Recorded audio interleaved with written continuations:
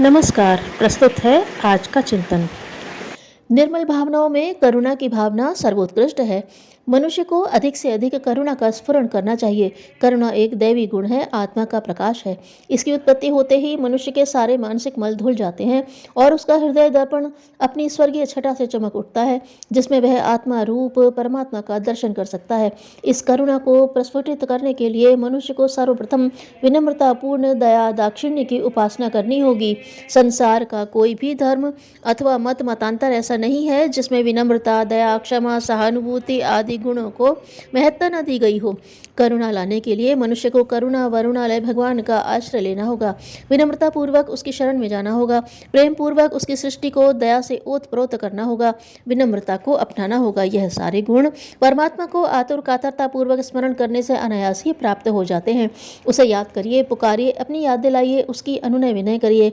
सांसारिक व्यक्तियों की अनुनय विनय करने से जो दैन्य मनुष्य में आता है वह आत्मा को कलुषित और निर्बल बनाता है, किंतु इसके विपरीत परमात्मा की अनुनय विनय से जो दैन्य प्राप्त होता है उससे आत्मा का परिमार्जन होता है, उसमें प्रकाश आता है।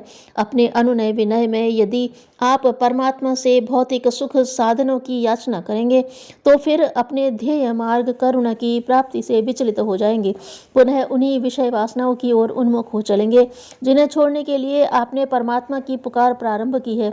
यदि याचना ही करनी है तो केवल अपने ध्येय की याचना करें, अन्यथा एकमात्र उसकी प्रसन्नता के लिए प्रार्थना करिए। उसकी कृपा कोर से क्या लौकिक क्या पारलौकिक कोई भी ऐसा पदार्थ नहीं है जिसकी उपलब्धि न हो पाए, किंतु फिर भी उसकी दी हुई उपलब्धियों में से आप केवल महान गुण संपत्ति को ही आकर्षित करिए और अधिक से अधिक प्राप्त करने की कोशिश कीजिए। परमात्मा को प्रसन्न करने के लिए प्रार्थना सबसे सरल साधन है।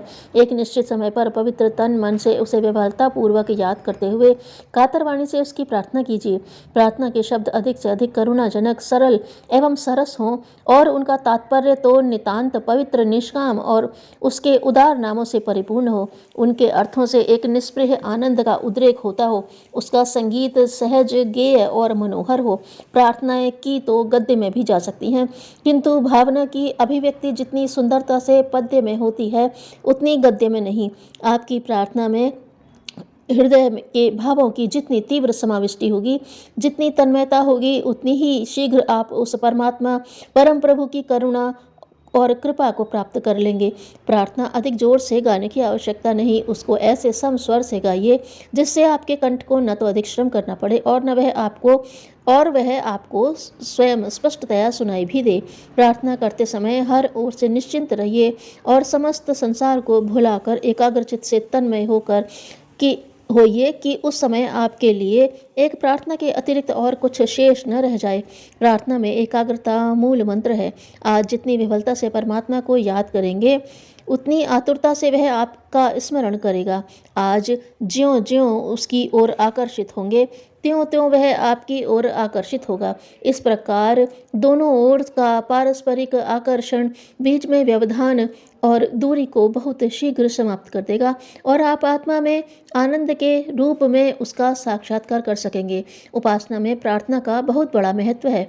संसार का कोई भी ऐसा महात्मा अथवा धर्म प्रवर्तक नहीं हुआ जिसने किसी न किसी रूप में परमात्मा की प्रार्थना न की हो। यहाँ तक कि देवतागण भी एक दूसरे की प्रार्थना करते रहते हैं। विष्णु महेश की, महेश विष्णु की, ब्रह्मा विष्णु दोनों महेश की, तो ब्रह्मा की प्रार्थना विष्णु और महेश किया करते हैं। बिना परमात्मा की प्रार्थना किए कोई भी ध्येय पूरा नहीं हो सकता।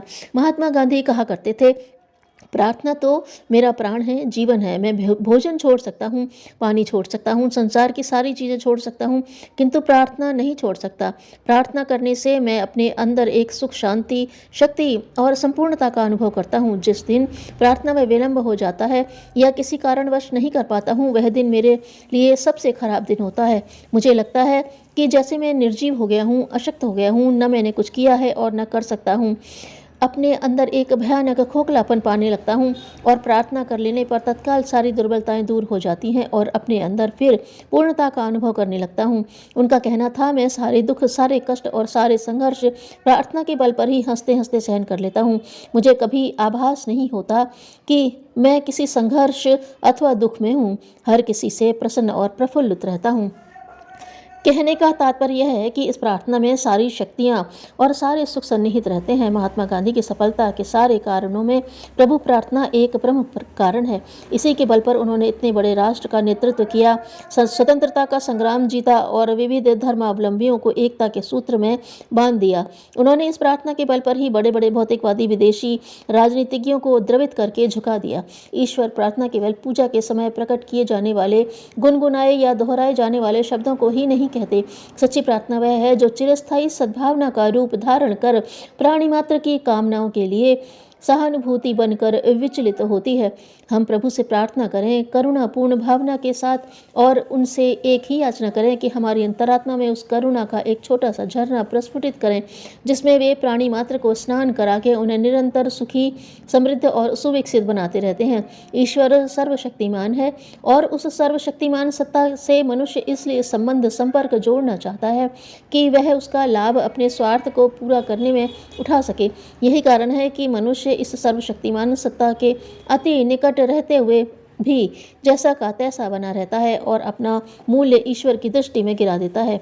किसी बड़े और प्रतिष्ठित व्यक्ति की गरिमा के अनुरूप ही उससे सहयोग प्राप्त करने की आशा की जाती है और उसके सामने वैसी ही प्रार्थना प्रस्ताव लेकर प्रस्तुत हुआ जाता है।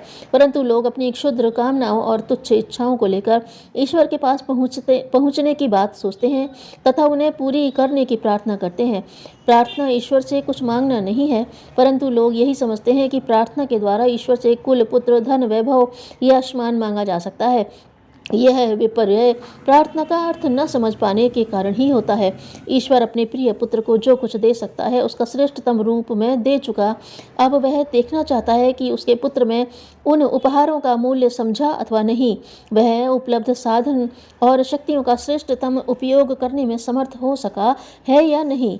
उसके बाद भी वह अपने पुत्र को रोते, गिड़गिड़ाते, मनुहार करते देखता है और इससे कोई क्षोभ होता होगा तो यही होता होगा कि सृष्टि में अन्य प्राणियों की तुलना में उसे दिए गए सारे उपहार व्यर्थ हो गए, क्योंकि वह उनका मूल्य नहीं पहचान सका।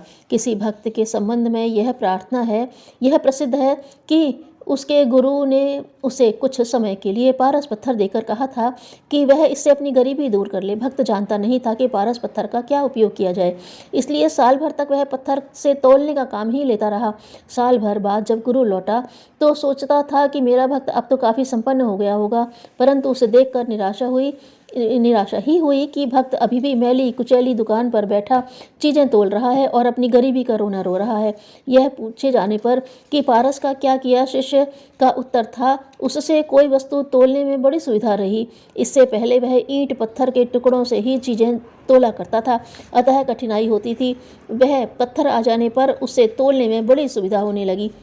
देखकर गुरु को अपने शिष्य की बुद्धि पर बड़ा तरस आया और वैसा ही परमात्मा को भी मनुष्य पर आता होगा। जब वह इतनी श्रेष्ठतम वस्तुएं, समर्थ साधन और प्रचुर सामर्थ्य देने के बाद भी मनुष्य को रोता झींकता देखता है।